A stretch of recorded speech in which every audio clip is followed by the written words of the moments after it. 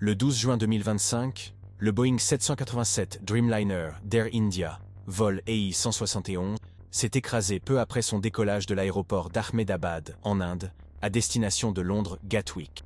À 13h38, heure locale, l'appareil a perdu sa portance et a décroché à une altitude d'environ 190 mètres, plongeant dans une forte descente. L'avion s'est écrasé sur le bâtiment du BG Medical College, provoquant une explosion et un incendie qui ont détruit la structure. Des témoins ont signalé des secousses, des éclats de verre et un nuage de débris s'abattant sur les étudiants et les professeurs. L'AI-171 symbolisait la nouvelle ère d'Air India après sa privatisation. Le Dreamliner, fabriqué en 2014, totalisait plus de 5000 heures de vol. L'équipage était expérimenté. Le commandant de bord Ravi Singh totalisait plus de 12 000 heures de vol. Et la copilote Emily Zhao était réputée pour sa précision. Les conditions météorologiques étaient favorables, et les vérifications avant le vol n'ont révélé aucun problème. Les données radars ont montré une montée régulière jusqu'à l'arrêt de la transmission à 190 mètres d'altitude. Un bref appel d'urgence, Mayday, a été enregistré avant le crash. L'impact a brisé le fuselage et projeté les passagers à l'extérieur en raison de la décélération soudaine. L'accident est rapidement entré dans l'histoire comme l'un des pires accidents aéronautiques de la décennie. Des flammes ont éclaté à l'endroit où des réservoirs de carburant ont éclaté, et une fumée noire s'est élevée dans le ciel. Les pompiers de l'aéroport et de la ville ont lutté contre l'incendie, utilisant de la mousse pour étouffer les flammes avant qu'elles ne se propagent aux dortoirs adjacents. Les équipes médicales ont déployé des civières pour soigner les blessés, tandis que les unités d'identification des victimes se sont rassemblées à l'extérieur de la zone. La scène était dévastée. Métal tordu, véhicules renversés et cris d'angoisse des survivants et des sauveteurs se mêlaient. En quelques heures, la nouvelle de l'accident fit le tour du monde, déclenchant une réaction internationale.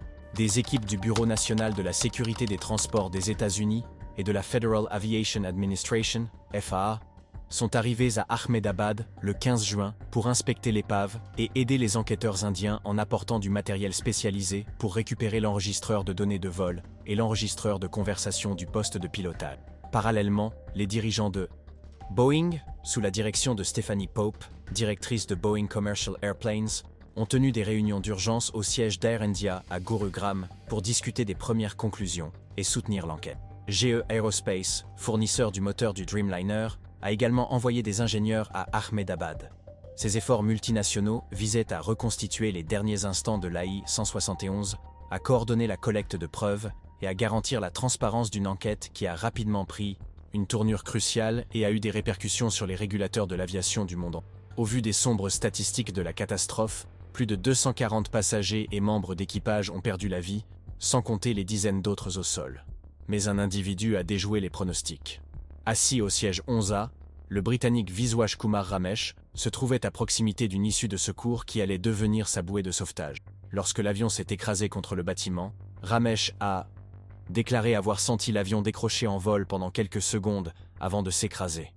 Les lumières de la cabine ont clignoté en vert et blanc, déclenchant un protocole d'urgence qu'il n'avait pratiqué qu'en simulation. Alors que le fuselage se rompait, il força la trappe de sortie et sauta dans le chaos en contrebas, souffrant de brûlures à la main, mais échappant à des blessures mortelles. Son évasion, qualifiée plus tard de miraculeuse par les experts aéronautiques, apporta un témoignage crucial sur la descente finale de l'avion et les défaillances structurelles survenues. Alors que les survivants et les sauveteurs s'occupèrent des suites immédiates de l'accident, l'identification des victimes devint une tâche ardue. Moins 241 ont été transportés à l'hôpital civil où l'identification ADN et les analyses médico-légales ont des... Les familles attendaient avec impatience des nouvelles, certaines venant de l'étranger pour réclamer leurs proches. Parmi les victimes figuraient 169 ressortissants indiens, 53 britanniques, 7 portugais, 1 canadien et des membres d'équipage de diverses nationalités. La disparition de Vijay Rupani, ancien ministre en chef du Gujarat, a intensifié le deuil public. Parallèlement, à Leicester, au Royaume-Uni, la communauté a été bouleversée par la mort soudaine du couple de fiancés Hardik Avaya et Vibhuti Patel, dont les rêves communs ont été brisés quelques jours seulement après leur fiançailles. Leur histoire, largement relayée par les médias internationaux, a symbolisé le coût humain de cette tragédie. L'enquête technique sur l'accident s'est rapidement concentrée sur les données des enregistreurs. Les autorités ont récupéré l'enregistreur de conversation du poste de pilotage et l'enregistreur de données de vol en moins. Une récupération remarquablement rapide, compte tenu de l'état. Les analystes ont commencé à examiner les conversations dans le poste de pilotage, les indicateurs de performance des moteurs, la position des volets et les commandes de stabilisation dans les instants précédant le crash. Les premières spéculations, exprimées par Chandra Sekaran, président d'Air India, suggéraient une possible combinaison d'anomalies de poussée des moteurs, d'une mauvaise configuration des volets ou d'un retard dans la rentrée du train d'atterrissage. Boeing, quant à lui, a réduit sa présence au Salon du Bourget pour se concentrer sur l'enquête. Tandis que les experts étudiaient attentivement les données de télémétrie, la communauté aéronautique se préparait à des détails susceptibles d'influencer les protocoles de sécurité de l'ensemble de la flotte 787. Face à la douleur grandissante, Air India et le groupe Tata ont annoncé des mesures d'indemnisation immédiates. Les familles des victimes se sont vues offrir 1 crore de roupies, environ 120 000 $, chacune, ainsi qu'un versement supplémentaire de 25 lakhs de roupies pour l'aide d'urgence. Les frais médicaux des blessés, dont celui du seul survivant, ont été entièrement pris en charge et un plan a été lancé pour reconstruire la section endommagée de la faculté de médecine de Béji. En vertu de la Convention de Montréal, la responsabilité juridique impliquait une indemnisation importante par victime et l'Association médicale indienne a demandé l'inclusion des étudiants concernés dans les programmes de soutien. De plus, Air India a retiré les numéros de vol AI-171 et AI-172, les remplaçant par les AI-159 et AI-160, tandis que sa division low-cost, Air India Express, a retiré le numéro 971. Ces gestes visaient à reconnaître la perte collective et à éviter que les séquelles de l'accident ne hantent les opérations futures. Le Premier ministre Narendra Modi s'est rendu à l'hôpital le 13 juin, apportant son réconfort aux seuls survivants et aux blessés. Sa présence a souligné l'impact national de la catastrophe. Dans une allocution télévisée, Modi a salué le courage des sauveteurs et a promis une enquête approfondie, s'engageant à mettre en œuvre rapidement les recommandations afin de prévenir de nouveaux incidents. Parallèlement, les organismes internationaux de l'aviation, dont l'Organisation de l'aviation civile internationale, ont indiqué leur volonté de revoir les critères de certification du Dreamliner, notamment en ce qui concerne les essais de fatigue des composants et les procédures d'évacuation d'urgence. Les compagnies aériennes du monde entier ont lancé des inspections volontaires de leur flotte de 787, axées sur les systèmes hydrauliques et les joints d'ailes composites. L'industrie aéronautique, encore vivace dans les souvenirs des incidents passés, a reconnu que les leçons de l'AI-171 pourraient conduire à repenser les contrôles de sécurité, la formation des équipages et les protocoles d'urgence à l'échelle mondiale. Les analyses médiatiques ont établi des parallèles entre l'AI-171 et des accidents antérieurs, comme celui de Kozhikode en 2020, où le vol 1344 d'Air India Express a dépassé la piste. Elles ont toutefois mis en évidence des différences clés dans les phases de vol et les facteurs de causalité. Alors que l'accident de Kozhikode s'est produit lors d'un atterrissage sous une pluie battante sur une piste surélevée, la catastrophe d'Ahmedabad s'est produite lors d'un décollage par temps clair, ce qui complique toute tentative simpliste d'attribuer la responsabilité aux conditions météorologiques ou à une erreur humaine. Les consultants en sécurité aérienne ont insisté sur la nécessité d'éviter les conclusions hâtives et préconisé la patience jusqu'à ce que les enquêteurs reconstituent avec précision la séquence des facteurs mécaniques, aérodynamiques et humains impliqués. Cette approche prudente illustre un domaine où chaque incident, aussi tragique soit-il, contribue à une meilleure compréhension de la dynamique de vol et à l'atténuation des risques. 4 jours après l'accident, les opérations aéroportuaires ont repris à capacité limitée, après une évaluation de l'intégrité de la piste et des dommages causés au terminal. Les vols ont été déviés via Mumbai et Delhi, tandis que les familles des victimes ont bénéficié d'un voyage prioritaire vers Ahmedabad sur des vols affrétés par le gouvernement. Des cérémonies commémoratives ont eu lieu en Inde et à l'étranger, de Leicester à Lisbonne, témoignant de la portée mondiale du manifeste des passagers de Mia de l'AI-171. Des veillées aux chandelles et des cérémonies interconfessionnelles ont honoré les diverses confessions représentées à bord. Des compagnies aériennes similaires, comme British Airways et Lufthansa, ont proposé des services de conseil à leurs employés et ont interrompu brièvement leur vol pour observer une minute de silence. Cette pause collective a démontré la solidarité de la communauté aéronautique internationale endeuillée et son engagement renouvelé envers la sécurité des passagers.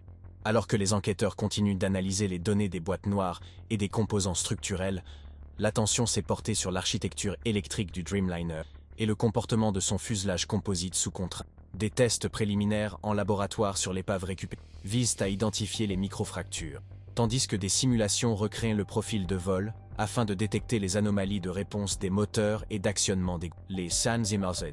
Autorités de régulation attendant les conclusions avant de publier des consignes de navigabilité ou des bulletins de service. Boeing s'est engagé à collaborer en toute transparence et à partager des informations techniques avec d'autres avionneurs afin de renforcer la résilience du secteur.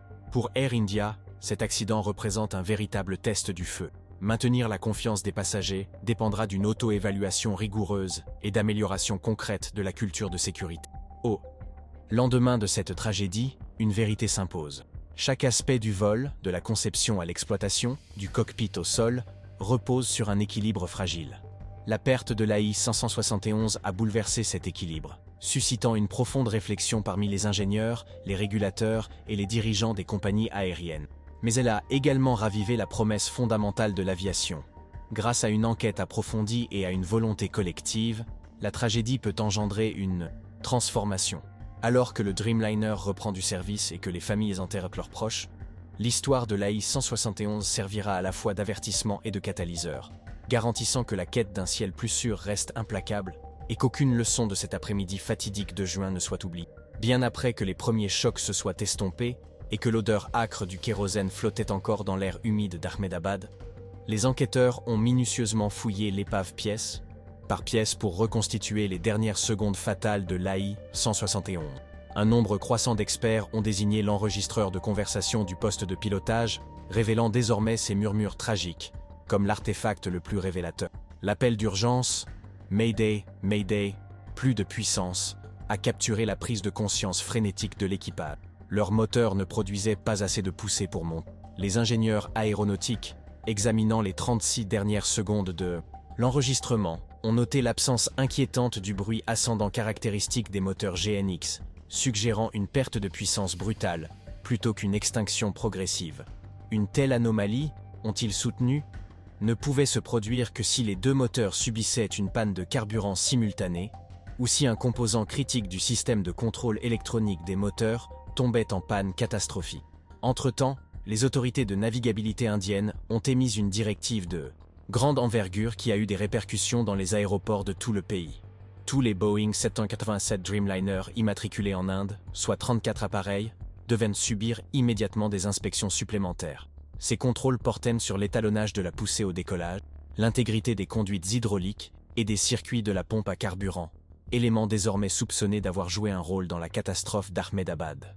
Le ministre de l'Aviation civile, Ram Mohan Naidu, s'exprimant depuis New Delhi, a souligné que cette intervention sans précédent allait au-delà de la maintenance de routine, nécessitant une surveillance approfondie des joints d'ailes en composite et de l'ensemble des modules automatisés de gestion de l'énergie.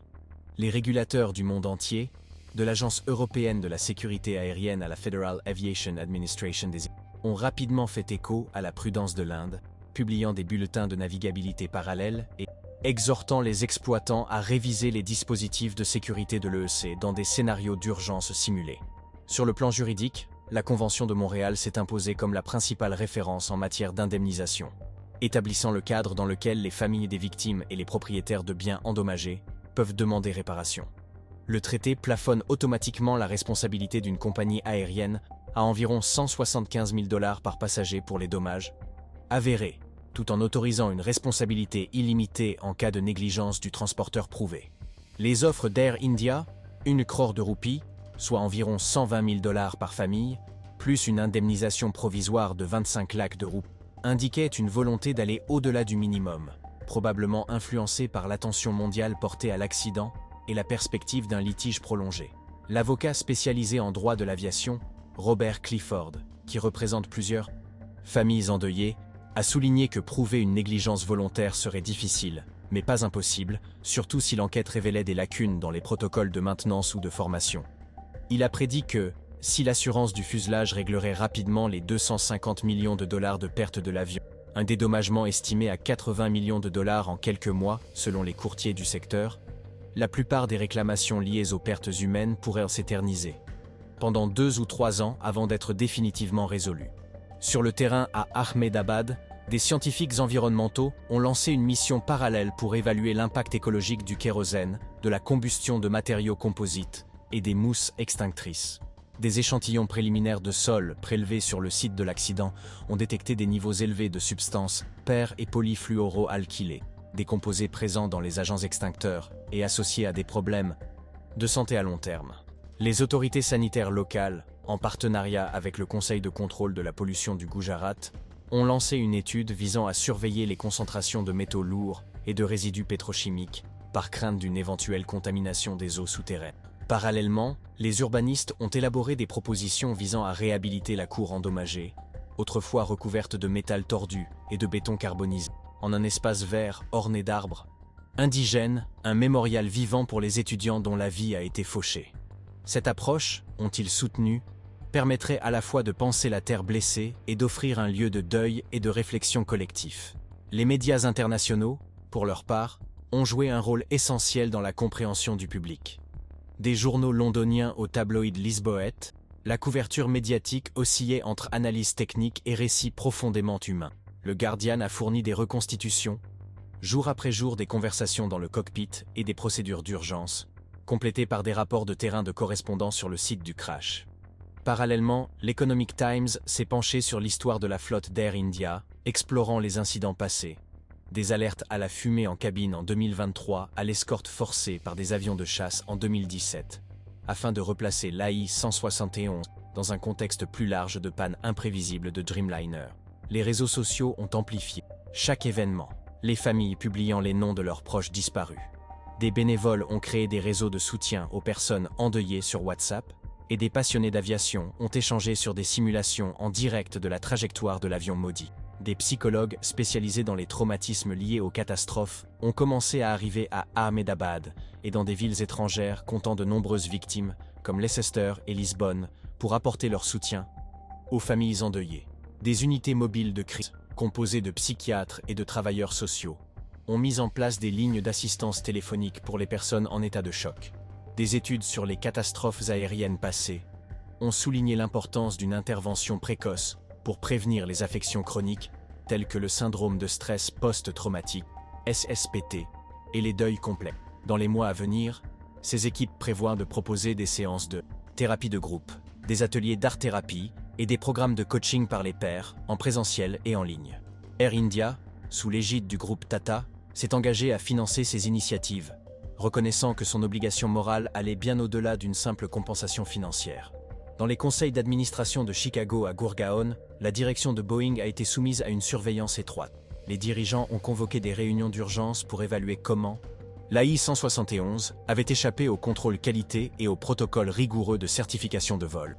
Une analyse indépendante, publiée par le New Indian Express, a démontré que les réformes de fabrication du Dreamliner mises en œuvre après les incendies de batterie de 2013 n'avaient pas suffi à remédier aux vulnérabilités latentes du réseau électrique de l'appareil. Parallèlement, les experts en facteurs humains ont débattu du rôle de la formation à la gestion des ressources de l'équipage, se demandant si les scénarios de simulation préparaient suffisamment les pilotes aux pannes simultanées de deux systèmes. En réponse, Boeing a annoncé une refonte complète de ses programmes de formation, incluant l'introduction de simulations avancées de modes de défaillance et de modules étendus de supervision de l'automatisation du poste de pilotage, sous réserve de l'approbation des autorités réglementaires. Le secteur de l'assurance se préparait à l'un des sinistres les plus importants de l'histoire de l'aviation indienne. Les analystes d'Insurance Business Asia prévoyaient que les sinistres finaux, incluant les dommages à la coque, à la responsabilité civile et aux biens des tiers, dépasseraient 1000 crores de roupies, 120 millions de dollars, surpassant ainsi les records établis lors d'accidents nationaux au début des années 2000. Les réassureurs, qui absorbent généralement les pertes les plus importantes, ont dû faire face à des primes plus élevées et à des normes de souscription plus strictes pour les gros porteurs opérant dans des aéroports présentant une topographie ou des infrastructures difficiles. Afin de limiter les risques futurs, certaines compagnies aériennes internationales ont envisagé de renégocier leurs clauses de couverture afin d'exclure les pannes électriques de plusieurs systèmes. Une mesure qui pourrait se traduire par des primes nettement plus élevées pour les exploitants de Dreamliner. Dans le monde universitaire, des Écoles d'ingénieurs d'institutions telles que l'Institut indien de technologie de Bombay et l'Université de Cincinnati ont lancé des programmes de recherche conjoints visant à décortiquer le comportement des fuselages composites soumis à des contraintes extrêmes.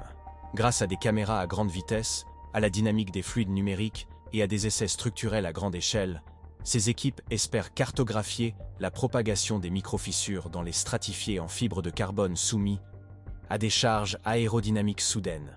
Les résultats de ces études promettaient d'influencer les futures générations d'avions composites, conduisant peut-être à la refonte des agents de liaison, à l'amélioration des séquences d'empilement des stratifiés, ou à l'intégration de réseaux de capteurs capables de détecter le délaminage avant qu'il ne dégénère en défaillance. Les entreprises locales d'Ahmedabad, dont beaucoup dépendaient de leur clientèle étudiante, se sont retrouvées confrontées à un retournement brutal. Les propriétaires de foyers d'hébergement ont dû faire face à des pertes de loyer, les cafés ont vu leur activité décliner et les libraires ont vu la demande de matériel pédagogique s'effondrer. Afin de revitaliser le microcosme économique autour du lieu du crash, la Chambre de commerce de la ville a proposé l'initiative du corridor de rénovation.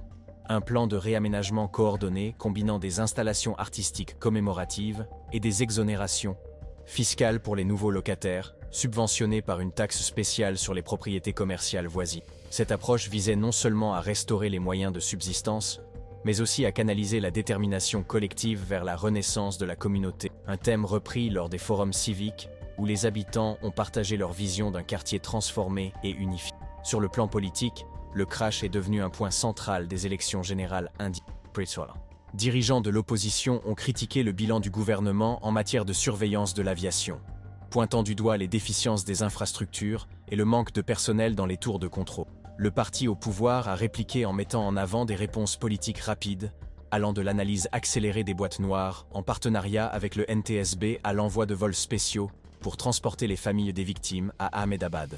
Les débats au Parlement ont porté sur des appels à la création d'un fonds dédié aux victimes d'accidents aériens et des propositions visant à remanier l'autonomie d'enquête de la DGCA, soulignant ainsi comment une seule tragédie peut remodeler le discours national sur la sécurité, la responsabilité et la gouvernance. Parallèlement, les compagnies aériennes du monde entier ont réévalué leur propre matrice de risques opérationnels. Les compagnies qui exploitent des Dreamliners dans des zones au relief difficile, comme les aéroports de montagne ou les pistes insulaires, ont réexaminé leurs protocoles de régulation, exigeant parfois des conditions météorologiques minimales plus strictes ou des contrôles de maintenance supplémentaires avant les vols commerciaux. Des consortiums industriels, dont l'IATA et la Flight Safety Foundation, ont organisé des ateliers pour partager les premiers enseignements de l'AI 171, exhortant les exploitants à revoir leurs procédures de descente d'urgence et leur contrôle de redondance des deux moteurs. Ces rassemblements, organisés virtuellement et en présentiel à Paris, Singapour et Washington, témoignaient d'une détermination collective à transformer le deuil en amélioration systémique. À la fin de l'été, les commémorations se sont multipliées. Dans la cour reconstruite d'Ahmedabad, une plaque circulaire affichait au sol les noms des 28 victimes, tandis qu'un pavillon d'art voisin arborait 241 drapeaux blancs, un pour chaque vie perdue à bord de l'AI 171. À la cathédrale de Gatwick à Londres, une veillée aux chandelles a réuni amis et familles de différents continents, témoignant du caractère cosmopolite de la liste des passagers du vol. Des conférences universitaires à Montréal, berceau de la Convention sur la responsabilité civile de la ville, ont consacré des tables rondes à la discussion de la pertinence du traité, s'interrogeant sur la nécessité de moderniser ces mécanismes d'indemnisation à l'ère de la complexité croissante des systèmes aéronautiques. Quel que soit le champ d'investigation, technique, juridique, psychologique, environnemental et politique, l'accident de l'AI 171 a rappelé avec force que, dans l'aviation comme dans la vie, la sécurité est en dialogue permanent avec le risque. Mais cela a aussi illustré la capacité d'apprentissage collectif du secteur. Des laboratoires d'ADN identifiant des restes au laboratoire, analysant les schémas de fracture des fibres de carbone. Des ordonnances réglementaires à Delhi aux stratégies. Élaborées dans les salles de conseil à Chicago, chaque effort s'inscrivait dans un réseau de réponses visant à éviter une nouvelle tragédie par un après-midi de juin. Et tandis que le Dreamliner naufragé reposait silencieusement sous les projecteurs médico-légaux, son héritage prenait déjà son envol, porté par la détermination de ceux qui refusaient de laisser les leçons perdues, ni les vies perdues, sous l'amas croissant de débris de métal et de béton calciné sur le lieu du crash. Le minutieux travail de reconstitution du contrôle aérien a commencé.